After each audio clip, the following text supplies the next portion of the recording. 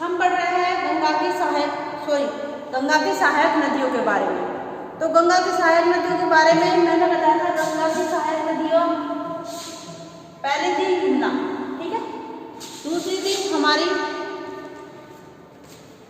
टॉन्स नदी या तमसा नदी, तीसरी है सोन या स्वर्ण नदी, और नेक्स्ट थी सोन नदी के बारे में हम दोबारा चर्चा करते हैं। सोन नदी को संस्कृत साहित्य में किस नाम से प्रसिद्ध है? स्वर्ण की नदी के नाम से। और इसकी कुल लंबाई है सोन नदी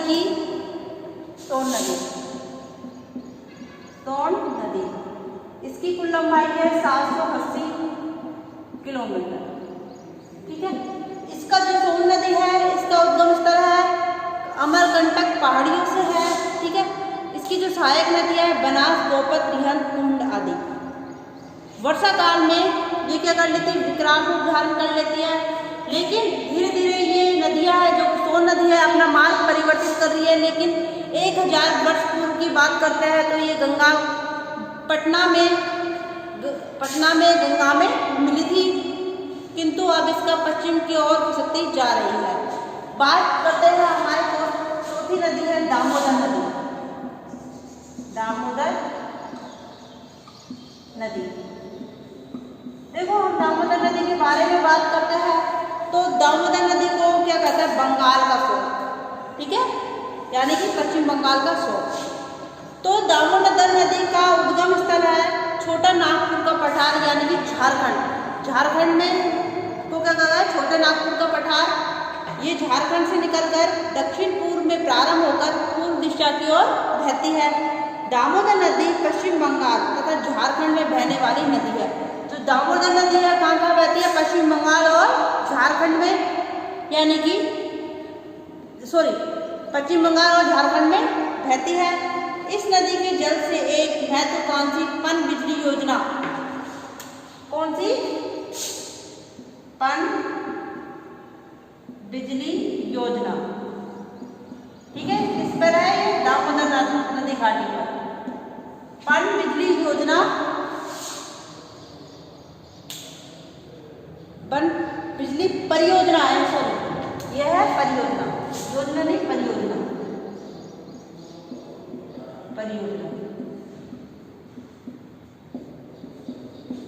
पन बिजली परियोजना दामोदर घाटी पर एक परियोजना बनाई गई थी। पन बिजली परियोजना चलाई जाती है हुगली नदी के समुद्र में गिरने से पूर्व ये उससे मिलती है। जो हुगली नदी है उसमें बताया था समुद्र में गिरने से पूर्व किससे मिलती है?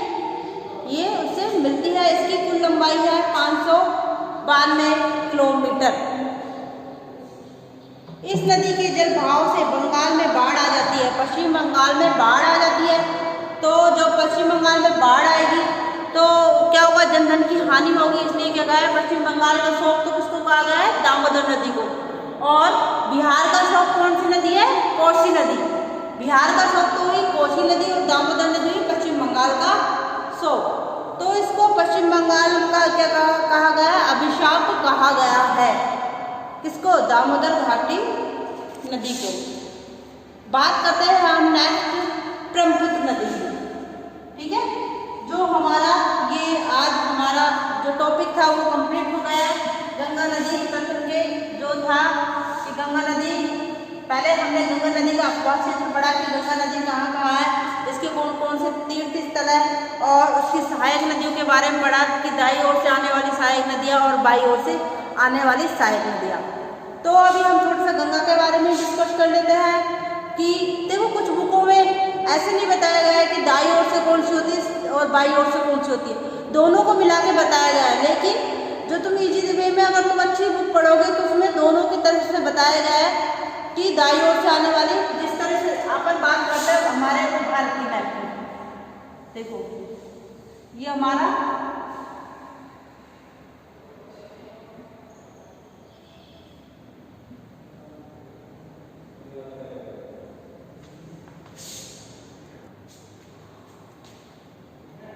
देखो बच्चों, इंडिया के मैप में हम गंगा की बात कर रहे थे।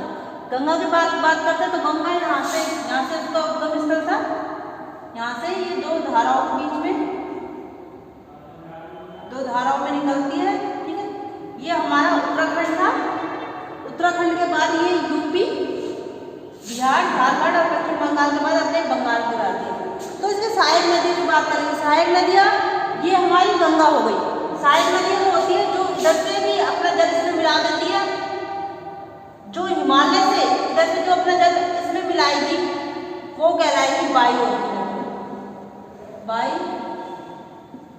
और की नदियाँ, ठीक है। और इधर से जो अपना जल मिलाएगी वो कहलाएगी दाई और की नदियाँ, ठीक है। इधर और से जब जल मिलाएगी वो कहलाएगी दाई और की नदियाँ। इस तरह से जो हमारा था बाई और की नदियाँ और दाई और की नदियों के बारे में कि गंगा की सहायक नदियाँ वो कौन सी है। इस तरह से हमारे गंगा का पूरा अफवाह क्षेत्र कंप्लीट हो जाता है। तो मैंने जब स्टार्टिंग में जब स्टार्ट करा था हमने ये चैप्टर, तो हमने बताया था इसके अफवाह क्षेत्र को 3 भागों में बांटा गया है। पहला था सिंधु नदी अफवाह तंत्र, दूसरा था गंगा अफवाह तंत्र और तीसरा था ब्रह्मपुत्र अफवाह तंत्र।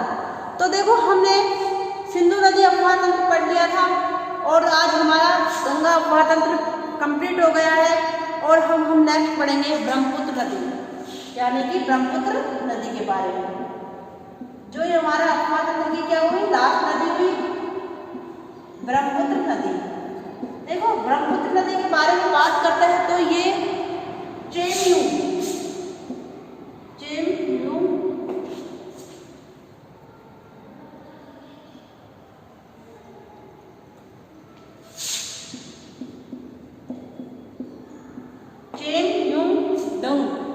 एक क्या है, एक ग्लेशियर है। एक क्या है, एक ग्लेशियर है, हिमनद है। कहाँ पर, कैलाश पर्वत मानसरोवर झील के समीप यानी कि तिब्बत में, ठीक है। वहाँ से ये क्या होती है, ब्रह्मपुत्र का नदी का क्या होता है, उद्गम होता है। उसके बाद ये वर्ल्ड के इंडिया के मैप में देखोगे तो ये तिब्बत है, यहाँ से इधर से इसका उद्गम हो गया। उसके बाद ये तिब्बत में रहने के बाद और फिर उसके बाद अरुणाचल प्रदेश से इंडिया में ये क्या करती है, प्रवेश करती है। और तिब्बत में इसको, जो तिब्बत है उसमें इसको सांगपो के नाम से जानते हैं, सांगपो के नाम से। जो ब्रह्मपुत्र नदी को तिब्बत में किसके नाम से बुलाते हैं, सांगपो नदी के नाम से बुलाते हैं। और हिमालय की पर्वत श्रृंखला को काटते हुए ये इंडिया में यानी कि अरुणाचल प्रदेश से वहाँ से इंडिया में ये प्रवेश करती है। और अरुणाचल के बाद आती है ये असम में, और असम के बाद ये बांग्लादेश में, और बांग्लादेश के बाद ये बंगाल की खाड़ी में गिर जाती है। जब ये बांग्लादेश में पहुँचती है तो बांग्लादेश में वहाँ से तो देखा तुमने बहकर गंगा आ रही है, और जैसे बराक नदी और ब्रह्मपुत्र, जहाँ पर गंगा, ब्रह्मपुत्र और बराक तीनों नदियों की संयुक्त धारा होगी उसको मेघना के नाम से जानते हैं। जब ये अरुणाचल में प्रवेश करती है तो इसे दिहांग के नाम से जाना जाता है। जब ये ब्रह्मपुत्र नदी अरुणाचल प्रदेश में प्रवेश करती है तो इसे किसके नाम से जानते हैं, दिहांग या सियांग के नाम से, ठीक है। अरुणाचल प्रदेश में इसमें 2 नदी आकर मिलती है, देबांग और लोहित। उसके बाद ये असम ब्रह्मपुत्र में प्रवेश कर जाती है। ब्रह्मपुत्र नदी के बारे में हमने नेक्स्ट क्लास में विस्तार से समझेंगे। आज की क्लास हमारी यहीं समाप्त होती है।